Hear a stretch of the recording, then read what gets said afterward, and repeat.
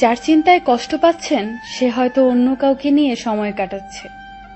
কিছু কিছু নীরব কষ্ট আছে যা চাইলেও কাউকে দেখানো যায় না, শুধু নীরবে কাঁদিয়ে যায়। প্রিয় মানুষটি অনলাইনে না থাকলেও তার সাথে পূর্বের মেসেজগুলো দেখে মুচকি হাসার নামই ভালোবাসা। ভালোবাসা মানে শুধু আকর্ষণ নয়, ভালোবাসা মানে সম্মান, শ্রদ্ধা ও বিশ্বাস। নিজের ভুল না দেখে অন্যের ভুল প্রমাণ করাতেই সবাই বেশি মজা পায়। কাউকে ভালোবাসার আগে তাকে শ্রদ্ধা করতে শিখুন, কারণ শ্রদ্ধা ছাড়া কখনো ভালোবাসা হয় না। মানুষ বড়ই অদ্ভুত। এত হাসছো কেন?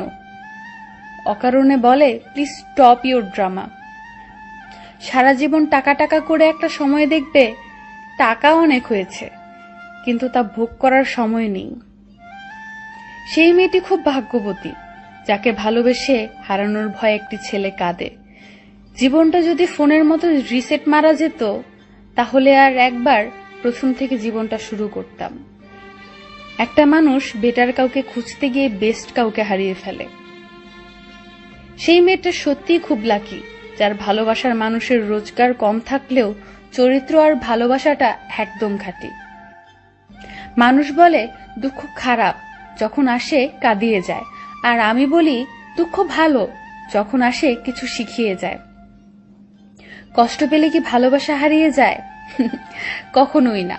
যে ভালোবাসতে জানে সে হাজার কষ্টের মাঝেও ভালোবাসতে জানে।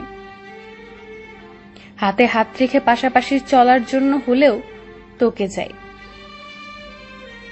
তুমি আমার নেশা নও, যে কিছুক্ষণ পর কেটে যাবে। তুমি আমার ভালোবাসা, যেটা মৃত্যুর আগ পর্যন্ত থেকে যাবে।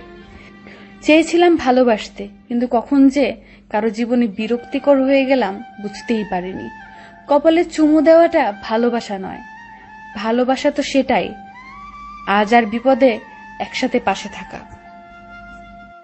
মানুষের স্ট্যাটাসে থাকে ব্যক্তিত্ব, আর ইনবক্সে থাকে চরিত্র। একটা মানুষের বড় গুণ হলো এরা শুনে 3 লাইন আর বলে 13 লাইন, আর লেকচার দেয় 93 লাইন। কাউকে অনেক ভালোবেসে যাবেন, কিন্তু ভালোবাসা পাচ্ছেন না, অথবা একতরফা ভালোবাসায় আটকে আছেন। হ্যাঁ, তবে আপনাকেই বলছি,